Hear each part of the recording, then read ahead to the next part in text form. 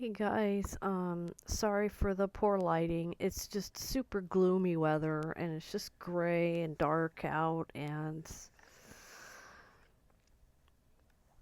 this is going to be a difficult video because I'm going to talk about a trauma memory. I might have talked about it before, but I don't know. But New Year's Eve 2023, I do want to go there.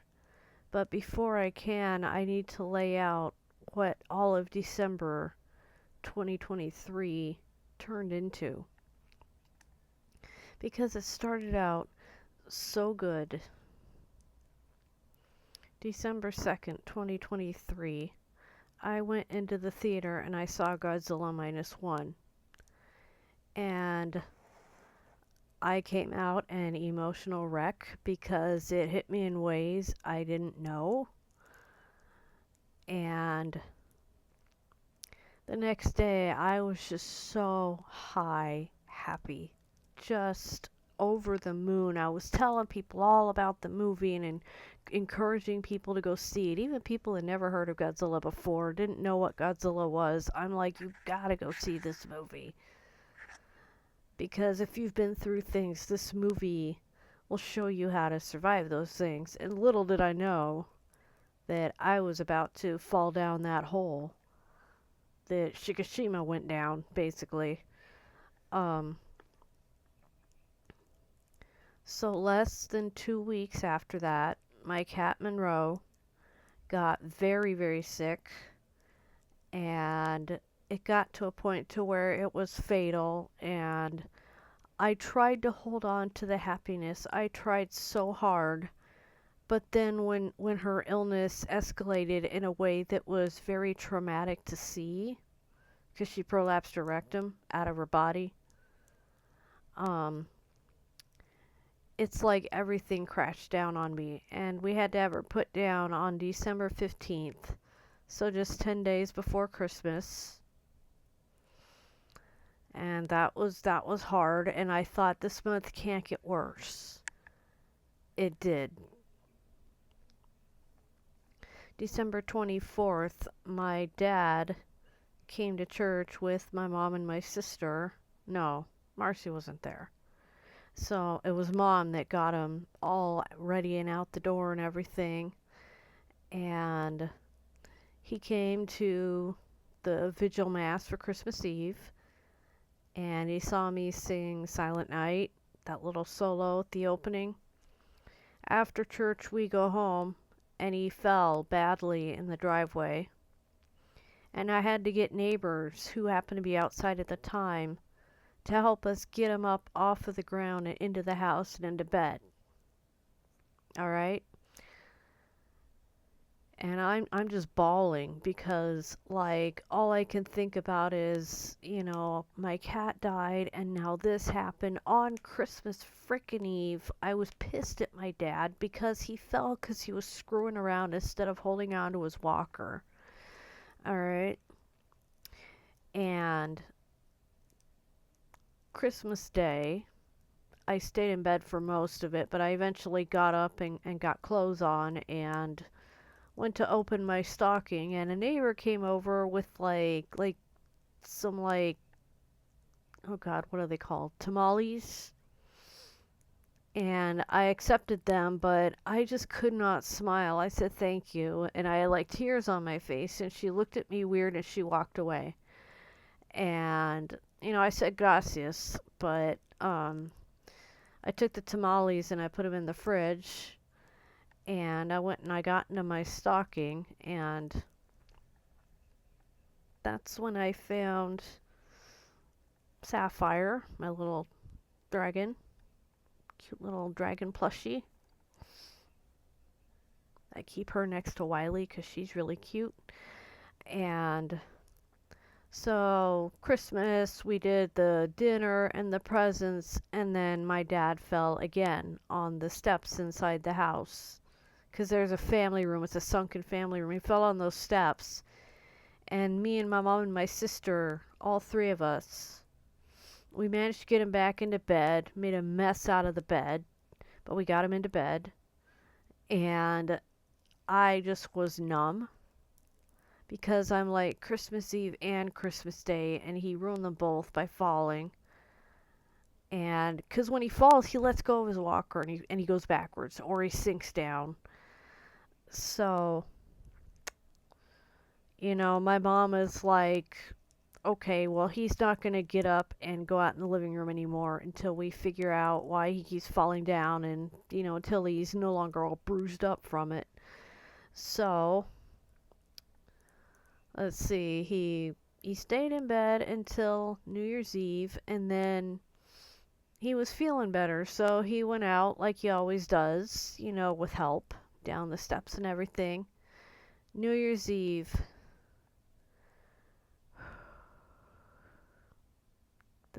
This one's hard. This is hard. New Year's Eve he fell when it was just me and Mom. Same place on the steps he went down. And he went down, just a few feet away from where he could have really gotten hurt, so it was lucky there. He missed the tree and he just landed on the carpet. He didn't like fall down the steps, but still, when my dad falls, he can't get up by himself, and me and Mom can't get him up. He's just too heavy. He's a dead weight. His limbs don't do what they need to stand him up. He can't just put his knees down and push up and then stand upright. Just when you have Parkinson's, that doesn't work. And I was yelling at my mom to call the fire department, and she wouldn't do it. And she's like, call Tina, call Marcy. Tina's my aunt, Marcy's my sister. Older, obviously. So I called Tina first, and she's like, I've been drinking. I can't drive a car. Sorry. Maybe you should call the fire department. And I'm like, no, it's okay. We'll figure it out. I called Marcy. Same thing. I can't drive a car. I've been drinking. I'm at a party right now.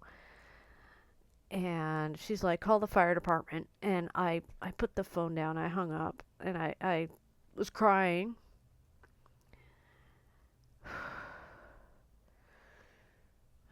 I was crying. And I told my mom we have to call the fire department because Marcy and Tina have been drinking. They can't drive here. And she's like, I don't want to keep bothering the fire department. And I'm like, Mom, you have to call them. And she's like, no, let's just get them in bed by ourselves. And of course, we're trying to get Dad to crawl, and he doesn't want to cooperate. And I start screaming, and I run into my room and I slam the door, and I kicked it so hard that there's cracks. And I was screaming, and my mom, she threw the door open. She's like, you need to stop. And I'm like, get out. And I slammed the door again, and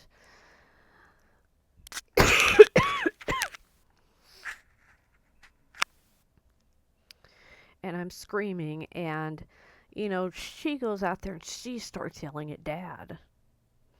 And so I hear her screaming, I'm screaming, I drop to the floor, I'm crying, I'm throwing myself backwards, hitting my head against the side of my bed, on mattress, not metal. But I open the door, and my dad's sitting on the floor out there. He'd butt scooted, and I just start screaming these vulgarities at him.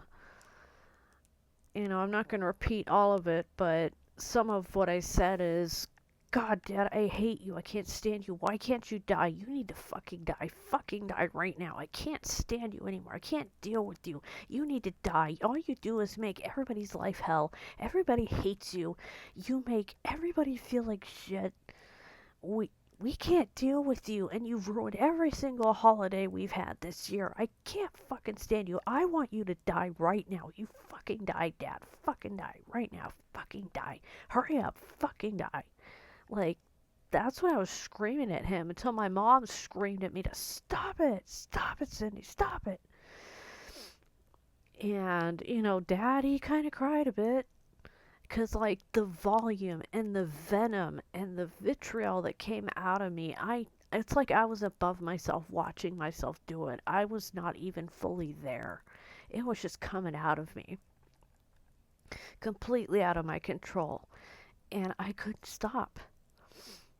I went back into my room and I slammed the door and I'm just screaming, ah, just nowhere, just screaming till my throat hurt. I was screaming. And then I came out of the room. I was full of adrenaline. I was shaking. I'm like pouring down sweat like on my face. And mom has dad by the bed, and so I start trying to force him up into the bed. And mom is wrenching her back and she's yelling in pain. And she's yelling at my dad, just get your leg up and get into the bed. And he can't do that, and he's trying.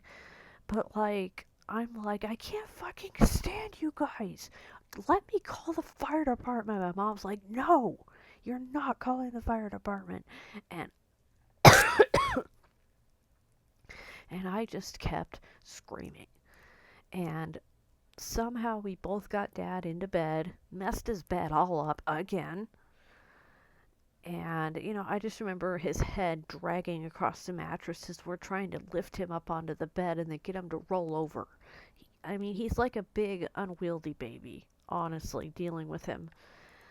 And, like, he just has no body control and no muscle. But when he can use his strength, it's always counterproductive to what you need him to do. So, like, his body's just useless. So anyway, we get him on the bed, and I'm gasping for breath. I'm hyperventilating, and I'm screaming, I want to die. I'm screaming that I want to die at the top of my lungs. And my mom is like, stop it, Cindy. You need to stop it right now. Stop it. I can't stand this. I can't stand this. We were both just horrible and screaming above my dad, who was just laying in bed crying. And I'm like, you know what? Fuck both of you. I'm going to go kill myself. And then I went in my room and I tried to put a bag over my head and suffocate, and it didn't work.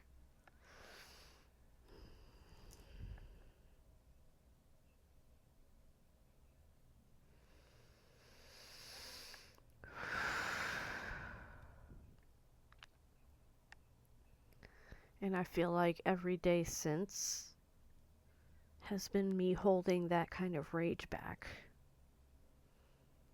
It's like I've got a tourniquet that I am holding on to, and if I let it go, that wrath, that anger, that rage, that hate will come exploding out of me like blood from an artery. So I have to hold this tourniquet, or else that will come out. And I can't heal that wound right now. But I feel like that was the moment that, like, an aneurysm had burst. An aneurysm is a blood vessel that blows up like a balloon and finally it bursts. It's like I'd been building up this aneurysm inside of myself, this metaphorical aneurysm, and it finally had exploded. And now I've got a tourniquet on the artery, holding it shut. And that's the PTSD. That's the PTSD. That's when it finally broke through everything. And I haven't been the same since. I don't know what was more traumatic, just dad falling for every single holiday on top of Monroe dying, or just what came out of me when I finally couldn't keep it in anymore. I don't know what was the moment that it became PTSD, but it happened sometime that night. And I haven't been the same person since. It's like an old me had died that night, and there's this new me that's standing in her place. And, excuse me, my throat is all phlegmy, allergies, but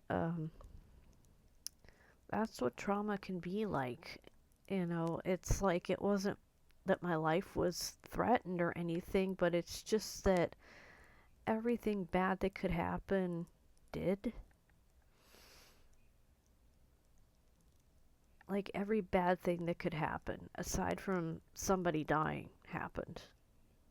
And it was all my dad. And after a lifetime of him belittling me, my feelings, and me swallowing them, I just couldn't anymore. And when it exploded, I was the one that got yelled at to stop. I mean, I was so angry I threw a chair across the house, a kitchen chair. I almost took out the TV. Like, I was just out of control. And that was my first true PTSD rage, I think. And I've had a few since, and they're scary. It's like those are moments where the tourniquet just got loosened a little bit, and that exploded out. And I know that that's what will come out if I loosen my grip. So I have to hold it tight. And when those rages escape, it's embarrassing, because people don't understand. And it's different from an autistic meltdown. But people don't understand. They just think I have anger management issues. And no, I have trauma issues. And the fact that anything that makes me think of my dad can trigger that rage, just, it's scary. PTSD is scary.